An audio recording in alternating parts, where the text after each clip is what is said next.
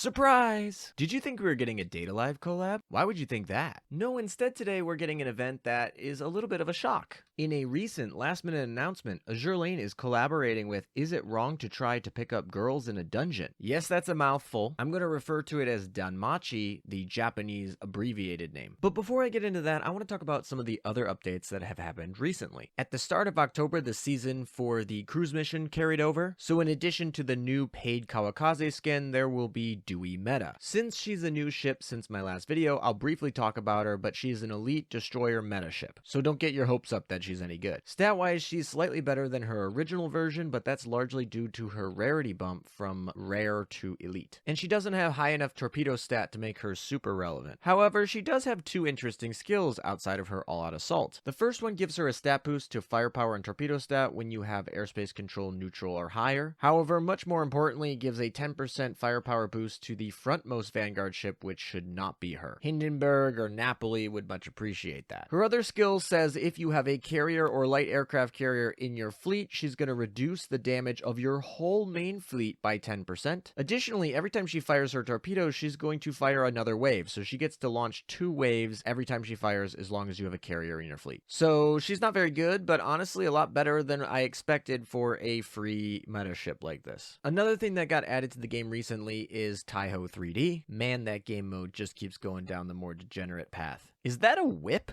The biggest add recently was the new Island Planner mode, and man has that been a disaster. Despite working on it for a long time and a closed beta test, they had to emergency delay and maintenance because it was crashing the game. At least we got a lot of free Apollo gems for that. The eventual release actually added a bunch of spec requirements to playing the game now, and the initial reaction from players has largely been pretty poor. A Chinese survey of over 10,000 players rated it a 2.14 out of 10, citing things like bugs and poor optimization, as well as bad balancing and too time consuming. The Chinese player base is saying that this game mode is too grindy? Man, that's saying something. Also saying something is the official Azur Lane account posting tips, and all they include is how to exit the game mode and delete the assets from it.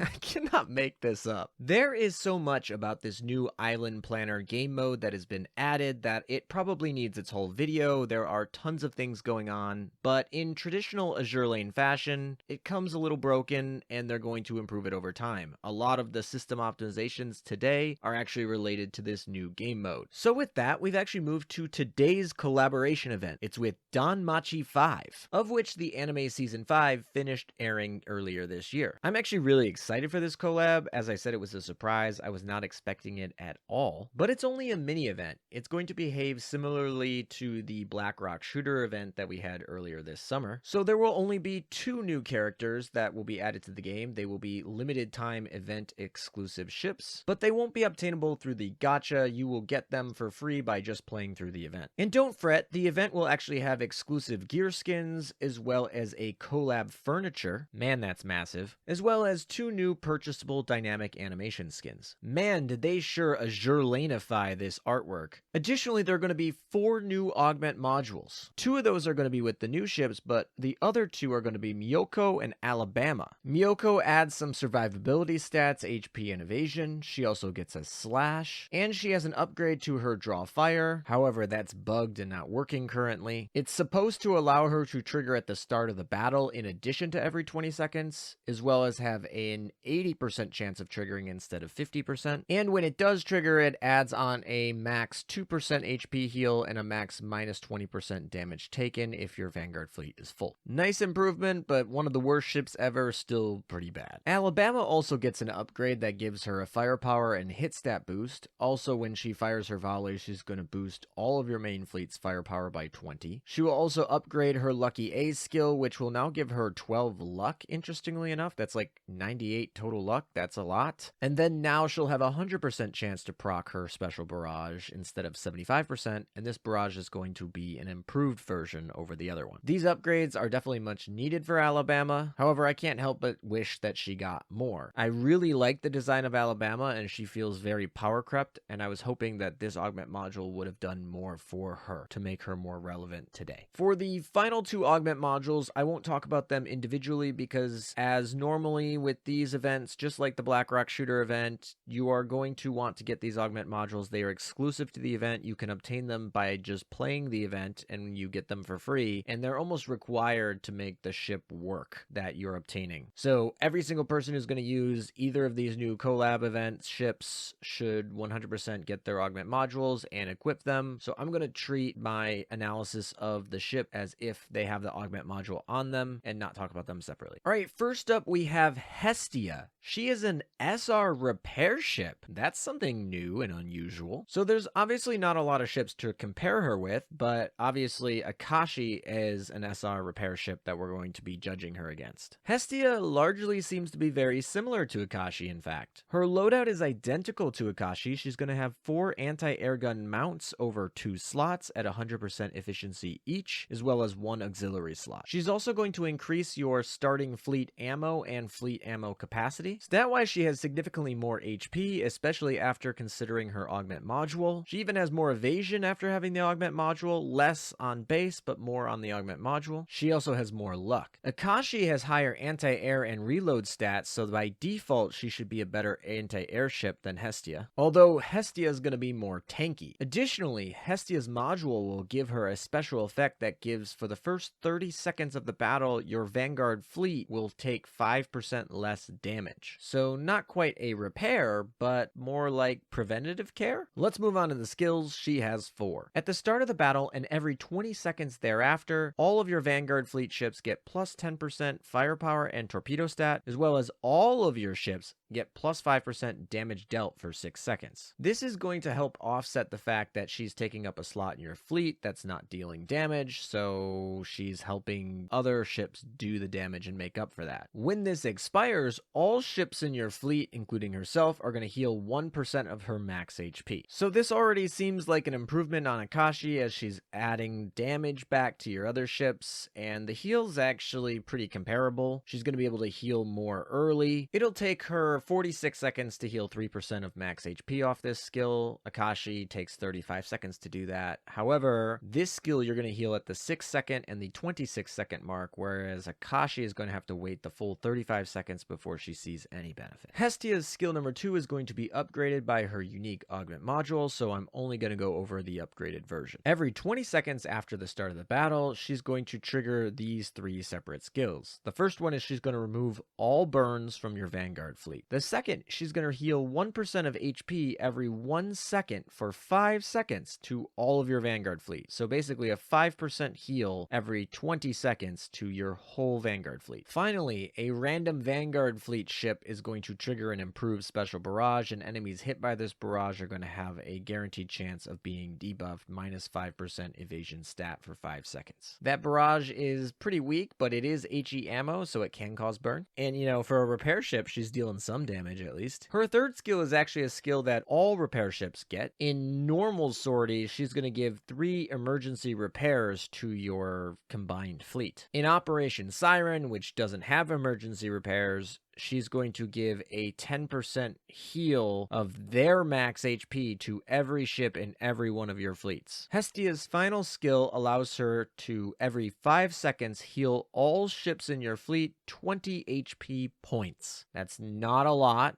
but it is a passive heal. So overall, this ship is definitely more of a repair ship than any of the other repair ships we currently have in the game. Repair ships are notoriously misnamed in the game because they generally have focused on anti-air focus, and the repair part, the healing part of their kits has been fairly weak. Hestia changes that. She is definitely the best healer of the repair ships. She does not get as much anti-air stat and things, so Akashi technically still going to be better for min-max in worlds where you use her for her anti-air stat. Generally, repair ships are not used because you're giving up a main fleet slot, which is far more important than a Vanguard fleet slot, and you're giving up that damage. Hestia kind of counters that by giving some boosts with a barrage and some damage outputs that she gives to the other ships, but is nowhere near the amount that she's taking away. She definitely does solve the healing part. She definitely is going to be a good anti-air ship as well. She's going to have 4 anti-air gun mounts. So generally, Hestia, I think, with her augment module, is better than Akashi. Akashi doesn't have a unique augment module yet, so until she gets that, I would say Hestia Hestia's actually slightly power creeping Akashi for now, and most people were using Akashi over Vestal or Vestal meta if they were using a repair ship. That's a big if, and that if is still very much in contention here. Repair ships are a very bad class of ship because of just giving up all that damage. Sometimes a better defense is just a good offense. That being said, with her Augment module, I believe Hestia is the best repair ship in the game, which is not saying a lot. She doesn't have a lot of competition. So with that, let's move on to our other ship that's releasing today, Ryu Lion. She's an SR light cruiser. Stat-wise, she's actually pretty decent. She looks closest to me like Neptune. She's got a good balance of firepower and torpedo stat and health. She has the unfortunate affliction of not having a main gun +1, just like Neptune, and they share similar weapon efficiencies. Ryu Lion is a little bit better in her main gun and her anti-air gun, whereas Neptune's a little better in torpedoes. So Ryu Lion feels like a Neptune slightly more oriented towards firepower. That can also be shown in her Augment module, which gives her a little bit more boost there. On top of that, it gives her a module effect of 10 seconds after the battle starts, she gets plus 15% hit stat into the end of the battle. So with all that out of the way, let's move into her skills. She only has 2 of them. Skill number 1, at the start of the battle, she's going to activate the Star Domain for 10 seconds. She gets -10 speed and -20% damage taken, so she's going to slow down and become tankier. After that 10 seconds expires, she's going to activate the Saffron Flourishing Wisps, which is going to give her plus 25% crit rate and plus 25% crit damage, as well as plus 20% evasion stat. Also, every time that she's going to fire her main guns, she's going to additionally fire HE shells that prioritize elite enemies. And then she's also going to have an every 8 times this ship fires her main guns, trigger a special barrage. That last one basically acts as her all-out assault, because she doesn't have one. The second one actually acts as her main gun +1, which is kind of cool. It's actually pretty good, and because it's HE cells, it allows her to equip AP and then have her HE shells from this skill and kind of hedge against different types of enemies, which is something a lot of other ships can't do because they have the main gun +1 mount,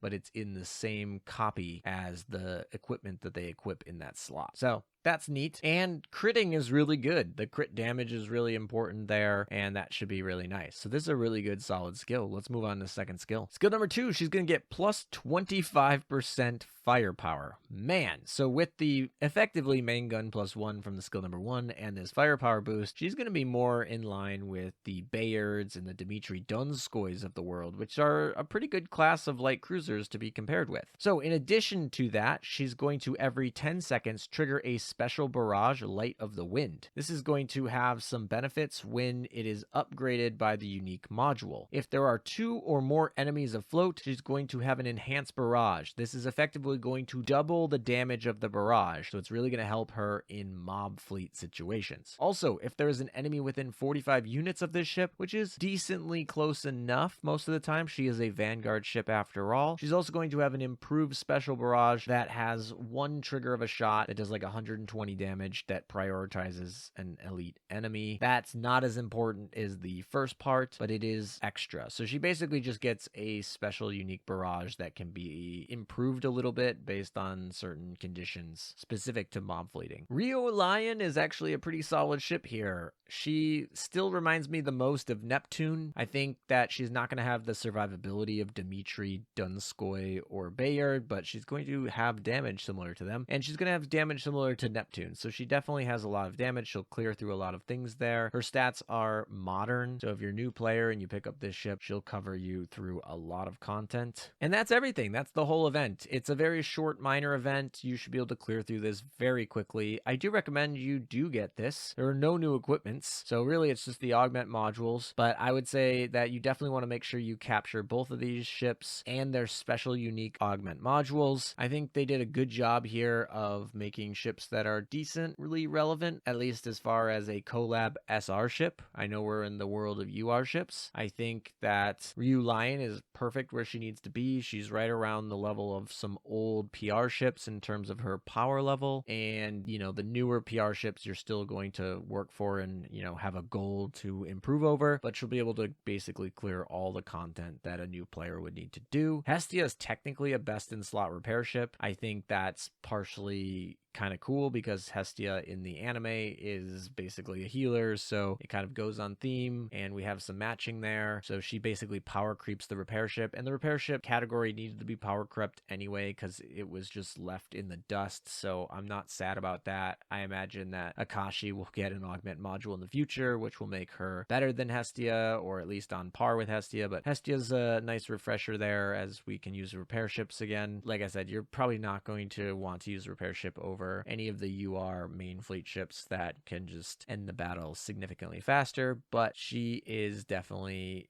the best repair ship, I guess. All right, guys, I hope you guys enjoyed that. It was just a quick little data mine. It is a minor event, but we do have a lot of new content coming up in the future, so we look forward to that. There is actually a collab data live that's going to be for the full event with a gacha coming up soon, and then obviously we have a UR in December that's going to be coming up, and there's a couple other events potentially sprinkled in between and reruns and things like that. So thank you guys for watching. Take care of your guys' selves, and I will see you guys next time.